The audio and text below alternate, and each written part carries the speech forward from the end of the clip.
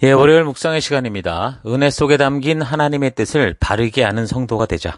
은혜 속에 담긴 하나님의 뜻을 바르게 하는 성도가 되자. 자, 이런 제목으로 또 이번 주간 말씀 묵상 시작했습니다. 자, 지난주 우리는 9장에서 11장까지를 통해 전체를 이제 사도행전을 볼 수 있는 그런 눈으로 살폈는데, 사도행전을 우리가 읽어나갈 때 단지 이제 발생하는 사건과 그 안에서 벌어지는 어떤 놀라운 현상들에 거기에만 눈을 뺏겨서 오늘날 우리가 신앙생활을 할 때 그런 신비한 형상들을 어떻게 해야 체험할 건지, 또 어떤 것이 바른 현상인지 발견하는 어떤 근거로만 그렇게 사용해서는 안 된다고 그랬고요. 그런 현상을 주도하고 있는 분이 누구시고 왜 이런 일을 지금 그 믿는 자들을 통해 이루어 가시는가 하는 것을 잘 분별하는 눈을 가져야 된다고 그랬습니다. 그래서 그런 신비한 현상을 나타내고 있는 사람들이라는 간증들을 잘 묵상하고 분별하면, 그 상황과 그 이 흐름을 잘 우리가 분별할 수 있으면 이런 일을 누가 주도하고 있고 왜 하고 있는지 우리가 잘 발견할 수 있게 되는 거죠. 그래야 정말 하나님께서 이 사도행전의 기록을 통해 우리에게 말씀하시고자 하는 것을 우리가 온전히 알아갈 수 있는 겁니다. 자, 그래서 보면 이제 9장에서 하나님께서 이제 이방의 전도자가 될 그 사울을 세우시죠. 예수님께서 직접 그를 찾아서 준비시키시는데, 또 반면에 예수님의 제자였고 성령의 임재를 가장 먼저 체험했던 베드로 같은 경우는 이게 여전히 지금 하나님의 진실한 그 의도, 뜻을 알지 못하고 유대인의 전통의 그 얽매여서 살아오던 습관, 또 익숙한 고정관념을 가지고 있었죠. 그래서 그걸 깨뜨려내기 위해서 예수님께서 로마의 백부장 그 고넬료를 만날 수 있도록 그를 이제 사역 중에 요바로 보내시고 요바에 머물도록 하는 그런 내용이 있었습니다. 자, 거기서 이제 환상도 보게 되죠. 그래서 10장에서 베드로나 고넬료가 이제 각자 환상을 보게 될 때 그 하나님의 말씀대로 이제 순종을 함으로써 서로 만나게 되죠. 그래서 이제 고넬료는 말씀을 듣던 중에 성령을 체험하고 세례를 받는 그런 일들이 있었고, 그와 만난 이제 베드로와 또 그리고 베드로와 함께 갔던 할례받은 유대인들이 있었는데, 이 사람들에게는 지금 이렇게 하나님의 주도적인 역사로 이 하나님이 하시는 일이 단지 유대인 아브라함의 자손만이 아니라 열방의 모든 영혼들도 그의 자녀로 부르시고 계시는 이 하나님 나라의 진정한 의도가 뭔가라는 그 하나님의 진실한 뜻을 확인하게 됩니다. 그런데 이제 11장에서는 그렇게 이제 베드로가 할례받지 않은 이방인을 만나고 교제하고 한 이런 것들을 소문으로만 듣고 새 언약의 성취자라고 할 수 있는 이 첫 증인들, 그러니까 예루살렘 교회 성도들이 그런 베드로를 힐난을 하죠. 비난을 합니다. 할례받지 않은 사람들과 교제를 했다고. 그래서 이제 베드로가 자신을 인도하신 하나님의 그 역사를 쭉 설명을 합니다. 설명을 쭉 해주기 때문에, 그래서 이제 예수님의 생명과 성령으로 임재로 시작된 이 새 언약 공동체 교회가 그런 얘기를 통해 어떤 하나님의 나라를 하나님이 꿈꾸시고 계시는구나라는 것과, 그래서 성도들이 어떤 사명을 가지고 우리가 서야 되는구나라는 거를 알 수 있는 그런 사건이 고넬료 사건이다. 11장에 이제 그런 비난의 사건 이런 걸 통해서 우리가 살펴봤습니다. 근데 주목할 것은 이 모든 일들이 지금 누구를 통해 이루어지는 겁니까?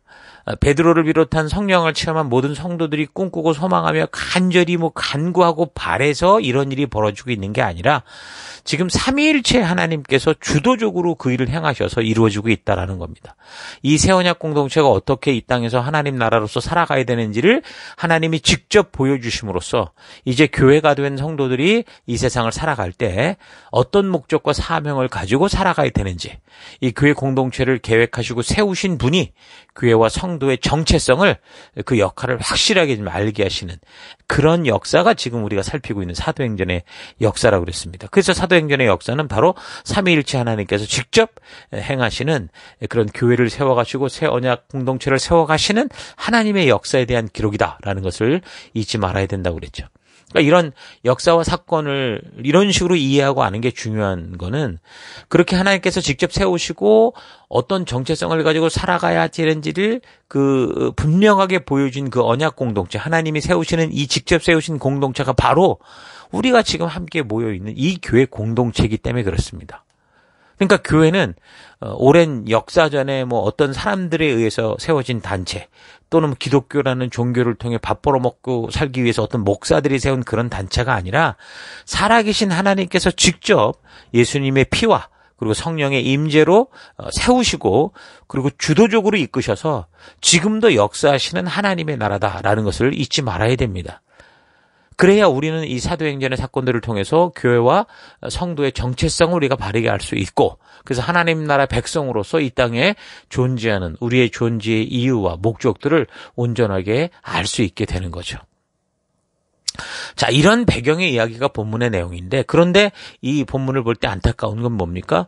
이런 하나님의 직접적인 사역을 통해 하나님의 뜻을 확실하게 알게 되는 이 초대교회와 성도들이 지금 이렇게 행하시는 하나님의 분명한 의도, 뜻, 부르심, 사명을 온전히 이해하지 못하고 여전히 그들이 그 태어나면서부터 살아왔던 그 이 습관들, 종교적 그 습관을 따라 생활해왔던 것처럼 이런 하나님의 직접적인 주도를 보면서도 아, 그런가 보구나 하는 그런 식의 태도에 멈추고 말았다라는 거죠.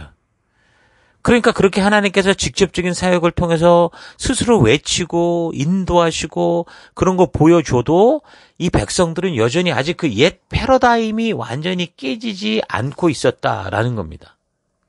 그러니까 이런 사건을 통해서 우리가 확실히 알 수 있는 것은 그 옛사람이 깨어지고 회개하고 변화되는 건 맞지만 그것이 무슨 갑자기 뭐 거룩하고 굉장히 성숙한 사람으로 바뀌는 게 아니라 잘못된 길을 가다가 거기서 이제 되돌아서서 바른 방향을 잡았다라는 것을 우리가 알 수 있는 거죠. 자, 그렇다면 이런 사건을 통해서 베드로를 비롯한 교회 지도자들이 이런 분명한 하나님의 뜻을 알았다면, 그러니까 그동안 저들이 살아왔던 그 전통과 달리 지금 하나님께서 그의 몸된 교회에 온 세상 열방 사람들을 부르시고 계신다라는 이 사실을 알았다면, 그럼 이제 우리가 앞으로 이런 하나님께 부름받은 하나님의 나라로서 열방을 향해 선교에 갈 때 이제 우리가 이렇게 이 이방인들을 바라보는 눈은 어떻게 해야 되고 이 이방인들과 함께 이제 그들이 이제 예수를 믿고 한 공동체가 될 때 우리가 어떻게 해야 된다. 이렇게 해나가자. 이런 식으로 분명하게 이 교회의 하나됨의 방법 또 사명 이런 거를 확실하게 좀 역할 규명을 했어야 되는데 그게 아니었죠. 11장 18절 이 말을 듣고 그러니까 베드로가 설명하는 걸 듣고 그들은 잠잠하였다. 왜 잠잠합니까? 분명히 하나님이 직접 행하셨다라는 걸 알았기 때문에 할 말을 잃은 겁니다. 그리고 이제 그들은 하나님께 영광을 돌리고 이제 하나님께서 이방 사람들에게도 회개하여 생명의 길에 이렇게 길을 열어주셨다 하고 말하였다. 이렇게 인정하고 고백하고 하나님을 찬양하면서도 그게 끝이었습니다. 그러니까 그동안 자신들이 굳게 믿어왔던 어떤 중요한 가치가 확 깨지는 그런 일이 있었다면 이게 도대체 뭔가 좀 충격을 받고 정말 하나님이 성취하시고자 했던 그 이 새언약 공동체가 어떤 의미의 공동체고 어떤 정체성을 가져야 되며 그래서 우리는 어떻게 이 일을 해갈 것인가 이런 거를 살폈어야 되는데 그게 아니었다는 거죠. 그냥 확실한 결론 없이 그랬구나. 은혜 받았다. 박수. 이렇게 하고 이제 마무리가 된 거죠. 왜 이런 얘기를 하냐면 나중에 보면 사도행전 역사를 우리가 계속 살펴가겠지만 그 베드로가 나중에 그 수리아 그 안디옥 교회로 가거든요. 거기 그 지역에 가서 이방인들과 막 식사하고 교제하고 막 이런 일들을 합니다. 그런데 그런 순간에 그 교제할 때에 예루살렘에서 그 할례받은 유대인 지체들이 왔다라는 소식을 딱 듣고 이 베드로가 이방인들과 교제의 식사를 하다가 말고 그냥 황급히 그냥 피해서 도망가 버렸습니다. 그 외식하는 일이 벌어진 거죠. 그 바람에 함께 있었던 유대 사람들이나 심지어 바나바까지 베드로의 행동을 따라서 그냥 가는 그런 일이 있었죠. 그래서 나중에 그 갈라디아서를 보면 후배 사도라고 할 수 있는 바울에게 이 부분 때문에 그 혼나는 그런 일이 벌어지잖아요. 그러니까 이 고넬료 사건을 통해 분명한 이 교회에 우리 교회 안에서 우리가 행해야 할 그 어떤 분명한 하나님이 주신 어떤 그 새 언약에 따른 그 일들을 확실하게 말하는 게 아니라 그냥 얼버무리며 넘어갔다는 거죠. 뭐 나중에 또 뭐 어떻게 해보지 이런 식이었기 때문에 이제 그런 일이 벌어진 거죠. 자, 그러니까 예수를 그리스도로 믿고 성령 하나님의 임재를 체험하고 그것을 통해서 표적과 기사를 체험한다고 해도 전통적인 습관 가운데 살아온 것 계속 태어나면서부터 그것이 잘못된 것이라고 해도 쉽게 깨어나지 못한다라는 사실을 알 수 있고, 우리가 예수를 믿는다는 것, 성령을 체험한다는 것은 우리가 잘못 가던 방향을 바르게 잡는다라는 거고, 그래서 우리는 더 바른 길로 나아가야 되는 존재다라는 걸 알 수 있는 거죠. 그래서 우리가 이런 은혜를 받을 때 그게 끝이 아니라 뭔가 하나님의 진심이 이 안에 있다, 우리에게 말씀하시는 의도가 있다는 것을 확실하게 알아가는 시작이다라는 것을 우리가 잊지 말고 그 은혜를 통해 하나님의 진실한 뜻을 만나는 자리로 나아가야 됩니다. 사실 초대교회와 이 성도들이 만들었던 이런 문제는 사실 오늘 우리가 살아가는 이 시대에도 그대로 나타나는 경우가 많죠.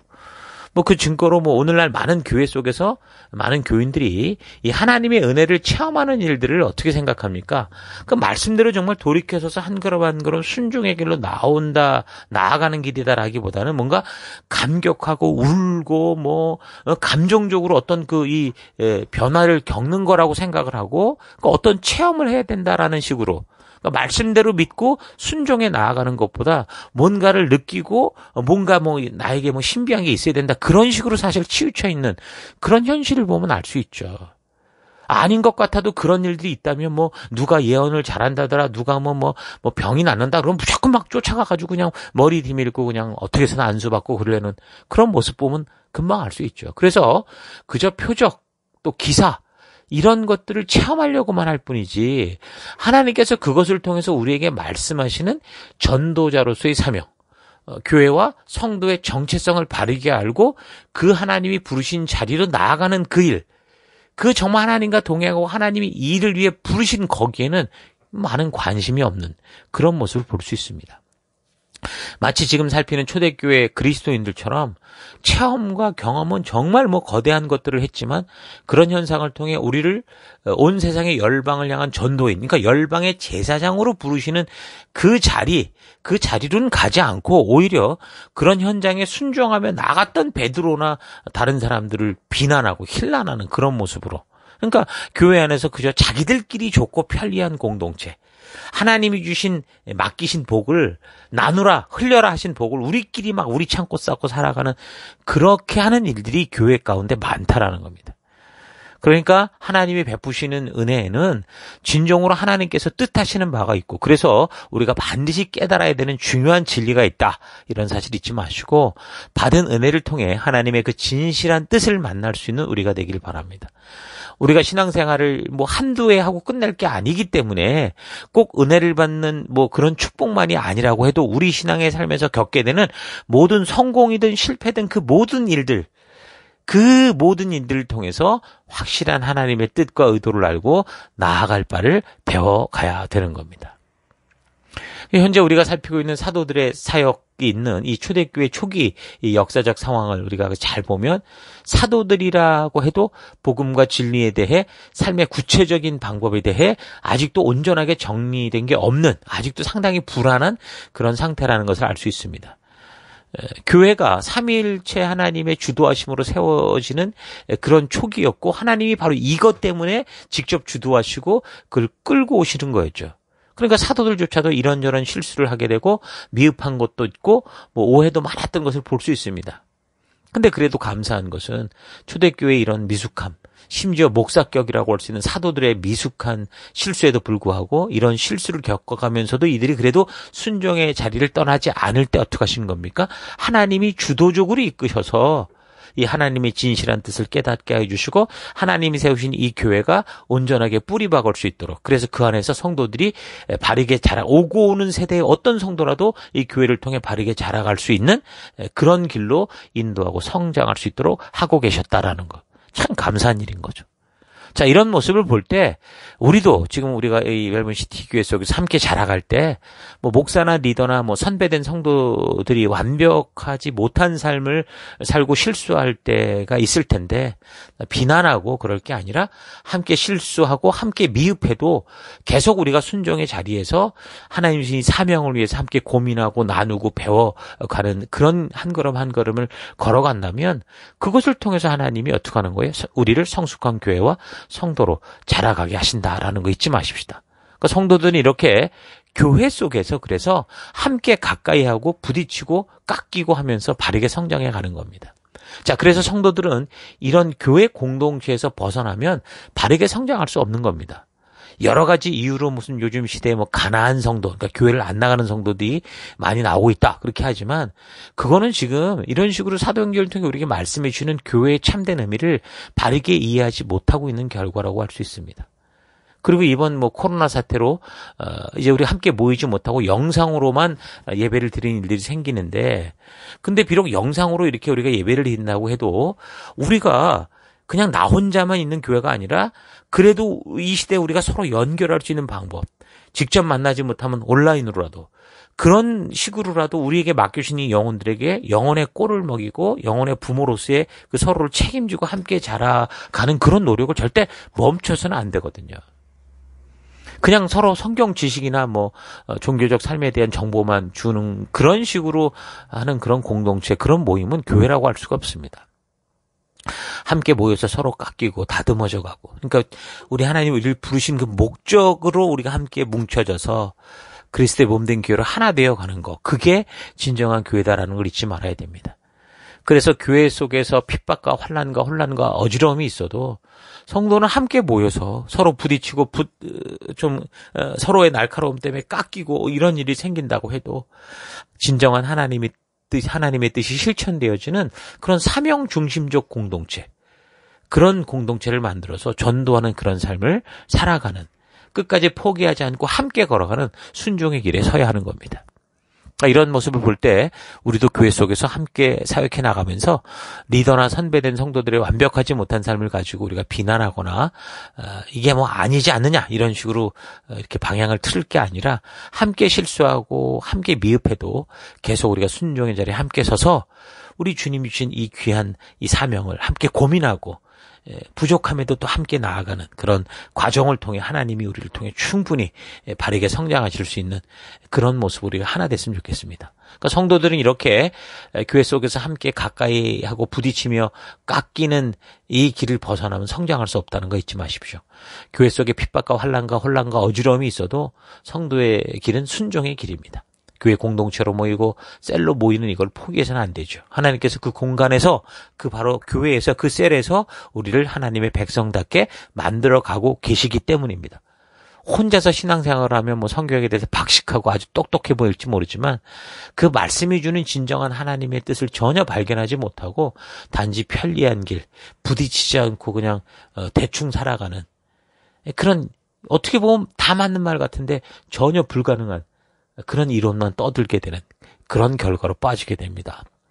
자, 그래서 우리가 교회에서 완벽하려고 하지 말고 우리가 계속해서 예배에 나오는 것에는 이 하나님, 나는 주님이 필요하고 내가 바르게 성장할 수 있는 우리의 지체가 필요합니다라는 그런 고백이라는 거, 나는 홀로 부족합니다, 이런 고백이라는 거 잊지 마시고, 우리의 부족한 이 모습 이대로 우리를 받아주신 것처럼 우리의 부족한 이 모습 이대로 함께 우리가 서서 우리가 부족함을 감추려 하지 말고, 미숙함을 숨기려 하지 말고, 완악함을 포장하려 하지 말고, 우리 주님 앞에 함께 나와서, 교회에 나와서 셀로 모여서 우리 주님의 십자가 앞에 그 모든 것을 함께 드러내고, 그래서 그것으로 인해 씻음받고 용서받고 깎아지고 회복되어지고 다듬어지는 그런 여러분과 제가 됐으면 좋겠습니다. 자, 오늘 하루 나의 믿음의 삶에서 11장의 베드로나 그 초대교회 성도들처럼 아직까지 내 생각에 갇혀 있는 그런 그릇된 신앙 태도를 갖고 있지는 않은가 좀 되돌아봤으면 좋겠습니다. 특별히 오늘날 많은 사람들이 이 개인주의 시대를 살아가면서 함께 살아가는 법을 몰라서 교회 안에서 예수의 이름으로 함께 모이는 것을 굉장히 어려워하는 경우가 있습니다. 어려워하면서도 바른 관계를 위해 노력하고 애쓰고 그러고 있으면 좋은데 성장의 과정이니까. 근데 이제 그렇지 않은 경우가 많아서 오히려 그런 하나 되는 만남을 싫어하고, 그래서 자꾸 이런 모여야 하는 모임에 대해서 부정적인 말들만 하면서 삶이 바쁘다는 핑계로 누가 뭐 나와 안 맞다 뭐 이런 이유 때문에 그저 홀로 잘 사는 일에 늘 그렇게 집중하고 그런 일에만 익숙해져 가는 일들이 많습니다. 그러면서 초대교회 성도들처럼 이것이 바른 신앙의 길이라고 생각하게 된다면 어떻게 됩니까? 참으로 스스로 함정에 빠져 있는데도 자신이 거기에 빠져 있는 것조차 모르는 것과 같죠. 성령이 하나 되게 하신 것을 힘써 지켜내는 우리가 되십시다.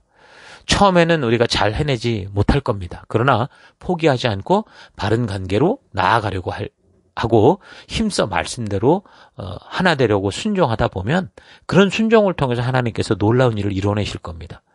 서로 깎여서 하나 되어야 되는 이 불편한 관계를 우리가 회피하면 하나님이 거하실 성전으로 지어져 갈 수가 없고 늘 끝까지 불편함 속에 살아가게 됩니다. 그러나 불편한 관계를 통해 서로 신뢰할 수 있는 관계를 훈련해 간다면 함께 모여서 영원한 행복을 누리는 그런 삶이 우리에게 빨리 오게 될 겁니다. 우리의 삶에서 겪게 되는 실패와 성공을 통해 하나님의 뜻이 무엇인지 바르고 온전히 깨달아서 나의 옛사람의 습관과 태도들, 가치들을 벗겨내고 온전한 새 사람다운 가치로 변화되는 우리가 되십시다. 삶의 곳곳이 바로 그런 성장의 장소고 내가 만나는 모든 사람이 그렇게 성장을 위해 서로 깎여져 가기 위해 만나는 하나님이 준비하신 사람이다라는 거 잊지 마시고 믿음으로 그 보냄을 받은 곳에서 승리하는 그런 주의 백성들 되기를 주의 이름으로 축원합니다. 오늘 하루도 힘내십시오. 잠시 기도하겠습니다. 하나님, 하나님의 사랑, 그 배려로 죽음의 자리에서 생명을 얻는 자리로 나왔는데 그 은혜를 모르고 그 하나님의 귀한 사랑을 전하지 않고 마치 베드로나 초대교회 성도들처럼 내 안에만 가지고 썩어가는 게 하는 그런 삶을 살았던 것을 고인물처럼 살아온 것을 회개합니다. 주님이 주시는 은혜를 통해 하나님의 진심을 깨닫고 주님의 뜻을 분별하여 나의 옛사람의 습관적 가치를 솎아내고 우리 예수님의 은혜로 새롭게 새 사람의 가치로 바르게 변화되는 날마다의 삶 되기 원합니다. 불편한 관계를 두려워하지 않고 하나님의 말씀이라는 도구를 통해 신뢰하며 사랑할 수 있는 관계들로 자라져가는 우리 교회, 우리 가정들, 우리의 교회와 셀들, 우리의 각 가정들이 되기 원합니다. 하나님 정말 주님이 주신 그 은혜 안에 하나님의 귀한 이런 의도가 있다라는 거 잊지 않고 그 은혜를 통해 하나님의 진심을 아는 그런 하루하루 매일의 삶 되기를 간절히 바라옵고 예수님 이름으로 기도했습니다. 아멘.